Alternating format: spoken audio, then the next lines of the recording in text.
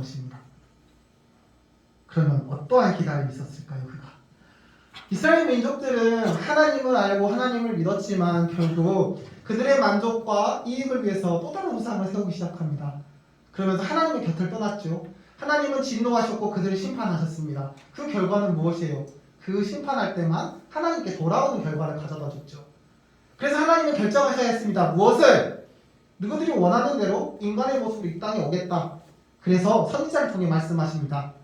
드디어 하나님께서 이제는 너희들을 위해서 너희들 모습 그대로 이 땅에 오시겠다라고 예언을 선포하게 됩니다. 근데 문제는 무엇이냐면 언제, 어떻게, 무엇을 가지고 오실지에 대해서 한마디도 언급하지 않았습니다. 그때부터 이스라엘 민족들은 무엇을 해야 됐을까요? 기다림. 어떠한 기다림? 언제 어디서 아무것도 모르지, 언제 온지도 모르지, 그 막연한 기다림을 하게 된 거죠. 막연한 기다림의 결과는 무엇이었죠? 아까 회의적인 기다림, 결국은 잊혀지고 마는 것. 맞아요. 그래서 이스라엘 민족들은 결국 잊혀졌어요. 다시 오실 메시아에 대한 생각이 존재하지 않게 된 거죠. 그래서 흥청망청 마음대로 또다시 살아간 거죠. 엄청나게 많은 죄악을 저지르면서. 그 결과는 무엇이었냐면 신약에 넘어오면서 이스라엘 민족들, 그러니까 유대인들은 다시 로마 군대의 지배하에 있게 됩니다. 다시 외세 침입을 당했고 그들로부터 고통을 당하는 시간을 보내야 했다는 것이죠. 그 고통을 감내하다 보니까 이제는 다시 생각한 거예요. 아, 우리를 구원할 메시아가 오신다고 했지. 그때부터 그들은 다시 메시아를 기다리기 시작합니다. 근데 그들은 어떤 메시아를 기다렸냐면 성경에서 말하고 있는 메시아는 이 땅에 있는 모든 사람들, 세상 모든 것을 예수님께서 다시 오셔서 우리를 구원해 줄 거라고 하는 메시아를 말씀해 주셨어요. 근데 이스라엘 민족들은 어떠한 메시아를 기다렸냐면 우리 민족만 구원해 줄 메시아, 우리 민족을 이 외세로부터 지켜내고 세상에서 가장 위대하고 뛰어난 민족으로 만들어줄 메시아를 기다렸어요. 그래서 예수님을 인정하지 않는 거였어요. 우리를 구원하기 오신 예수님을 유대인들이 인정하지 않는 이유는 바로 그거예요. 자기들만의 메시아가 오셨어야 되는데 자기들만의 메시아가 아니라 이 세상 모두를 위한 메시아가 오셨다고 생각해서 예수님을 그렇게 부인했다는 거죠. 그리고 이때 시므온이 활동했던 선지자입니다. 근데 시므온은 달랐어요. 시므온은 결국은 세상을 구원할 아기 예수를 첫 번째로 확인한 자가 되어집니다. 기다림을 확인한 자가 되어진 거죠. 어떻게 이와 같은 기다림을 할 수 있었을까요? 시므온이 어떻게 회의적인 기다림 속에서 이렇게 고무적인 기다림을 거쳐서 기어코 살아계신 예수님, 세상을 구원한 메시아를 확인할 수 있었을까요? 그가 기다렸던 모습을 확인해 본다면 우리가 변해할 기다림의 모습도 확인해 볼 수 있겠죠. 근데 성경에는 사실 시므온이 어떻게 기다렸는지 기록되어 있지 않답니다. 오늘 우리가 봤던 본문에도 시므온이 열심을 다해서 예수 그리스도를 기다렸단 말은 그 어디에도 기록되어 있지 않아요. 근데 우리가 확인할 수 있는 게 존재해요. 그는 유대인이었다는 것입니다. 유대인. 그러니까 유대인이라고 하는 것은 어렸을 때부터 신앙 교육을 받습니다. 태어나자부터 부모로부터 그리고 유대인에 있는 랍비로부터 계속해서 신앙 교육을 받았어요. 어떤 신앙 교육을? 세상을 구원할 메시아가 아니라 이스라엘 민족들을 구원할 메시아에 대한 교육을 받은 겁니다. 이스라엘을 강국으로 만들어줄 예수 그리스도가 온다는 사실을 그는 교육을 받게 됩니다. 그뿐만이 아니라 하나님의 말씀은 오직 유대인들을 위해 존재하는 것이고 하나님의 말씀을 듣지 않는 이방인들을 정죄할 수 있는 권한을 갖고 있다고 그는 가르침을 받으면서 그와 같이 자신들을 위한 메시아를 기다렸던 게 유대인이고 시므온 역시 그 가르침을 받아서 그렇게 그들을 기다렸던 거죠. 근데 결과는 뭐죠? 시므온은 세상을 구원할 아기 예수를 확인하고 그를 맞이한 기다림에 대한 응답이 있는 선지자가 되었습니다. 놀라운 거죠. 여기서 확인할 수 있는 거 한 가지가 있죠. 바로 시므온이 변화했다는 것입니다. 분명 유대교 교육을 받아서 그는 유대교의 메시아를 기다리다가 그 메시아를 버리고 세상을 구할 메시아로 변화했다는 것입니다. 즉 시므온이 기다리는 시간은 변화의 시간이었다는 것입니다. 맞아요. 하나님께서 언제 오실지 모를 메시아를 우리에게 주신 것, 우리가 그 시간을 통해서 변화될 기회와 시간을 주신 겁니다. 우리가 지금 이 땅에서 메시아를 기다리는 것, 그 시간은 막연함이 아닙니다. 우리가 지속해서 하나님과 예수 그리스도가 누군지를 확인하고 그 말씀에 따라 변화되어 가는 시간, 그 시간이 기다림의 시간인 것입니다. 그리고 하나 더, 이 기다림의 시간을 보낸 시므온이 결정적으로 자기가 하지 않았어요. 변화의 결과가 시므온이 아니었어요. 오늘 본문의 중요한 이유가 시므온이 계속해서 성령님의 이끌림을 받아요. 성령님이 하셨고 성령님이 하라는 대로 했고 성령님이 불렀어요. 그 결과 그가 변했다는 거죠. 즉 기다림의 시간이라는 것은 내가 변화하는 시간이고 그 시간은 내가 변화하는 게 아니라 성령님께서 나를 변화시켜주는 시간이라는 것입니다. 그게 우리를 희망이 없는 회의적인 기다림에서 희망이 있는 고무적인 기다림으로 변화시키는 방법인 것입니다. 근데 우리의 모습을 한번 봐봐요. 우리 지금의 모습을. 생각보다 우리가 희망적으로 메시아를 기다리고 있지 않습니다. 그래서 우리는 삶의 변화를 일으키려고 하는 의지를 쉽게 이끌어내지 못하고 있지요. 그럼에도 불구하고 우리는 생각보다 하나님이 우리의 삶을 움직이도록 시간을 내어주고 있지도 않아요. 내 생각, 내 삶, 그리고 내 만족에 쫓아가기 바쁘지 하나님한테 그 시간을 내어주려고 하지 않아요. 그 결과가 지금처럼 맞아요. 회의적인 기다림을 할 수밖에 없는 거예요. 그 기다림에는 변화도 그리고 하나님을 향해 내어줄 시간도 존재하지 않았습니까? 그 결과는 무엇이었냐면 우리는 메시아를 기다리지 않고 하나님만이 우리를 기다리는 아이러니 상황이 된 거예요. 지금 우리가 살아본 이 현실에서 지금 하나님은 우리를 기다리고 계십니다. 우리가 하나님을 기다리는 게 아니라 하나님께서 지금 우리를 기다리고 계신 것입니다.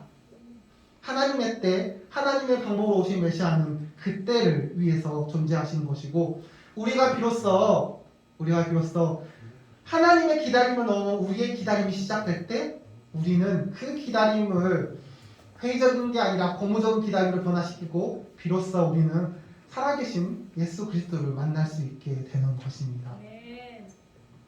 그래서 지금을 살아가고 있는 이 시간이 우리에게 너무나 중요합니다.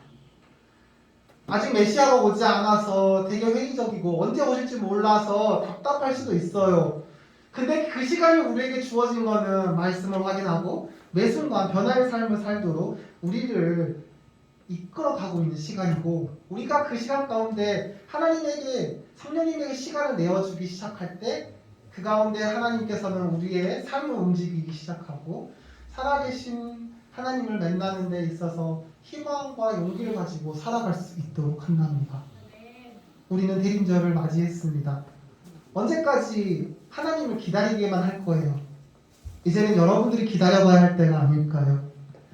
대림절이 시작한 이때를 맞아서 여러분들도 이제는 하나님의 기다림에 응답해서 여러분들이 하나님을 기다리는 고무적인 기다림의 삶을 살아내 주시길 바랍니다. 기도하겠습니다. 전능하신 하나님 감사합니다. 오늘도 우리를 이 가운데 불러주셔서 희망과 좌절 가운데서 살아가고 있음에도 불구하고 그곳에서 오직 희망만을 붙잡게 하시며 주님 감사드립니다.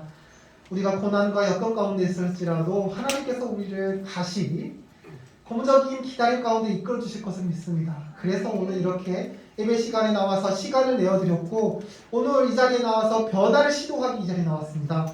주님 우리의 지금의 모습을 기억하여 주셔서 지금의 때를 이 모습으로 하나님 앞에 나아갈 테니까 우리 이 가운데 희망과 그리고 용기를 통해서 예수 그리스도를 기다릴 수 있는 자들이 될 수 있도록 인도하여 주셔서 사랑하신 예수 그리스도 이름으로 기도드립니다. 아멘.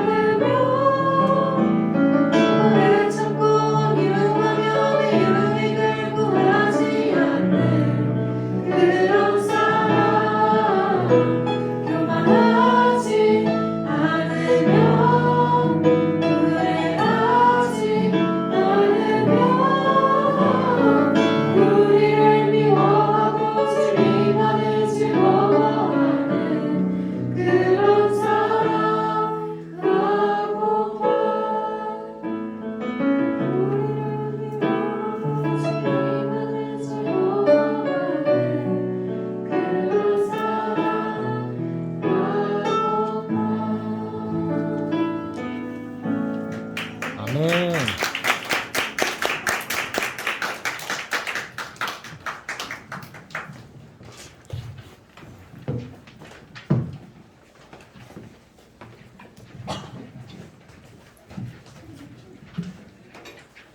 기도하겠습니다. 주님 어려운 시기에 모이게 하시고 또 나누게 하시고 은혜를 받게 하시니 감사합니다. 주님 저희가 어려울 때일수록 언제 오실지 모르는 메시아 그러나 분명하게 다시 오신다고 말씀하신 예수님을 기다리며 주님의 삶을 따르는 그리스도인들이 되게 해주세요.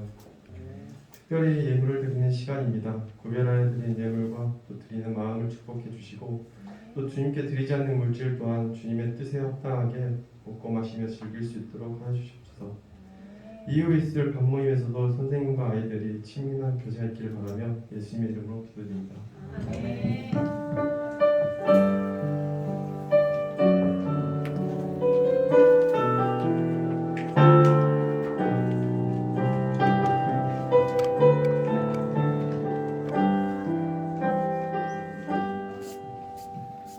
샬롬, 진짜 너무 반가워요. 선생님 일주일만 왔는데 여러분 되게 많이 반갑다요. 웃어줄 거죠? 좀 웃어줘요. 고마워요. 오늘 중요한 광고사항이 참 많답니다. 귀를 쫑긋 세워서 잘 들어주세요. 오늘은 대림절이 시작되었습니다. 오늘 말씀 선포에 맞춰서 여러분 그냥 이 대림절을 아무 없이 보내기보다는 그래도 기다림이라는 단어 하나쯤은 생각해보면서 이 시간을 조금 귀하게 보내봤으면 하는 전도사의 바람입니다. 앞으로 더 4주 동안 더 대림절이 있을 것인데 그 대림절에 맞춰서 여러분의 소중한 기다림이 그 가운데 있기를 소망합니다. 그리고 오늘 예배 마치고 교사 박람회가 있답니다. 청소년부 공동체에서 지금 3명의 선생님을 찾고 있어요. 여러분과 함께 앞으로 성장해 갈 멘토가 될 선생님을 찾고 있는데 오늘 예배를 마치고 태바울 1층에서 2층 맞죠? 1층에서 부스를 설치하고 그곳에서 선생님을 모집한답니다. 혹시나 시간이 되는 자연팀 친구들은 그곳에서 함께 홍보해 주시고 다음 세대 선생님을 함께 찾아주면 좋겠습니다. 다음으로 다음 주에는 드디어 청소년부 임력원 선출 시작합니다. 전투 광고를 들어서 알겠지만 원래는 오늘 해야 되지만 전도사님이 한 주 빈 틈을 이용해서 그 일 때문이라도 한 주 미뤘으니까 다음 주 내년에 2022년에 이끌어갈 친구들을 여러분들께서 선수 찾아주시고 그 친구를 기도해 주시길 바랍니다. 그래서 내년 2022년에는 위드 코로나가 되니까 조금 더 고무적으로 우리가 그 시간을 보낼 수 있도록 합시다. 끝으로 다음 주는 의예명 회복주일로 지켜집니다. 의예명 회복주일 좀 낯설기도 하죠. 다른 말은 홈커밍 데이예요. 서일교회를 한 번이라도 나왔던 친구들을 초청해서 함께 축복의 시간을 가져보는 것 그게 바로 홈커밍 데이입니다. 갑작스럽겠지만 여러분 주변에 혹시 장갑자라는 이름의 친구가 있다면 전화 한 번만 해줘봐요. 전화 한 번만. 야, 너 누구누구이지? 나 누구누구야. 난 너를 이렇게 기억해. 한 번 교회 오지 않으면 여기까지만. 그 이상 안 해도 돼요. 왜냐하면 사실 전도사님 전화는 받지는 않거든요. 왜? 전도사님하고 한 번도 만난 적이 없는 친구들이 장결자거든요. 하지만 여러분들은 한두 번은 만나봤을 거예요. 그래서 아마 그 친구 다현이 윤지라고 기억하면서 분명히 한 번 고민해보지 않을까요? 그 시간을 가져준다면 아마 다음 주 홈커밍 대회가 정말 축복과 환희의 시간이 되지 않을까요? 그러니까 한 주 보내면서 홈커밍 대회를 그렇게 잘 준비해 주기를 바랍니다. 자, 끝으로 고3 여러분들 수능 수고 많았습니다. 앞으로 갈 길이 더 남았죠? 수시가 12월에 마무리되고 정시가 1, 2월에 마무리되니까 아마 그때까지 또 열심히 달려야 할 거예요. 선배님들이 그 시간 한 달 뒤에는 청년으로 올라가잖아요. 그 시간까지 그 인내와 그 힘든 시간을 잘 이겨내길 바라면서 우리 응원의 박수 한번 부탁드립니다. 열심히 달려와 주셔서 감사하고 마무리 잘 하기를 바랍니다. 그러면 주기도문과 함께 예배를 마치도록 하겠습니다. 하늘에 계신 우리 아버지, 아버지의 이름을 거룩하게 하시며 아버지의 나라가 오게 하시며 아버지의 뜻이 하늘에서와 같이 땅에서도 이루어지게 하소서. 오늘 우리에게 일용할 양식을 주시고 우리가 우리에게 잘못한 사람을 용서해 준 것 같이 우리의 죄를 용서해 주시고 우리를 시험에 빠지지 않게 하시고 악에서 구하소서. 나라와 권능과 영광이 영원히 아버지의 것입니다. 아멘. 감사합니다. 방별 모임 진행해 주세요.